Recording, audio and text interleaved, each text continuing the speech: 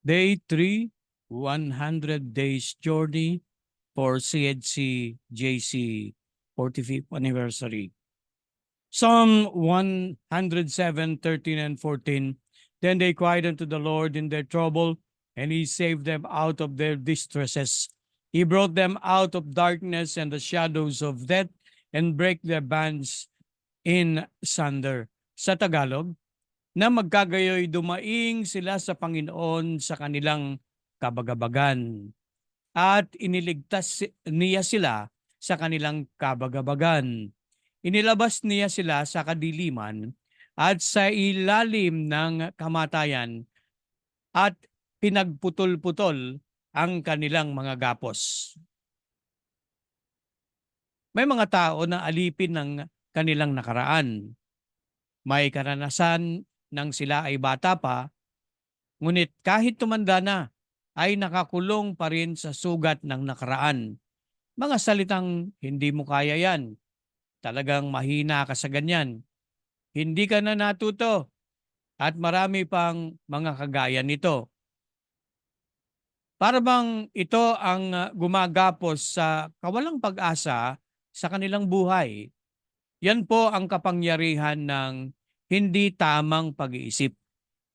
Para tayong ikinulong sa kawalang pag-asa at sa kakayanang makagawa ng wasto at tuluyang managumpay. Hindi lang iilan ang nakaranas nito, ngunit manapay marami pa. Ang kapangyarihan ng Panginoong Hesus ay kayang bigyan ng laya ang sinuman, anuman ang kanyang pinagdadaanan sa buhay ngayon. Tanging ang Panginoong Hesus lamang ang makakapagpalaya sa iyo sa pagkakulong sa ganitong talunang kaisipan. Sa talata ngayon, hindi lang ang ating kalagayang espiritual ang kakalagan sa pagkatali sa kamalian, kundi kayang punuin at bigyan ng laya ang sino mang tatawag sa Panginoon. Dahil siya ay handang makinig at nagpapalaya. Ilapit mo sa Panginoon ang lahat ng iyong alinlangan at bagabag. Tiyak na ikaw ay kanyang kakalagin sa anumang pagkagapos.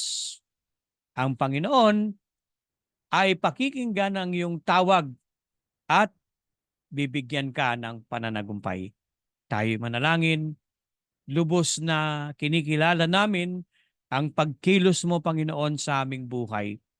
At kung anuman po ang umalipin sa amin, anuman ang nakagapos ngayon sa aming maling paniniwala, kami tutulungan mo na magkaroon ng bukas na kaisipan sa tulong ng iyong salita at sa gabay ng banal na Espiritu, kami magkakaroon ng pananagumpay sa larangan ng aming buhay.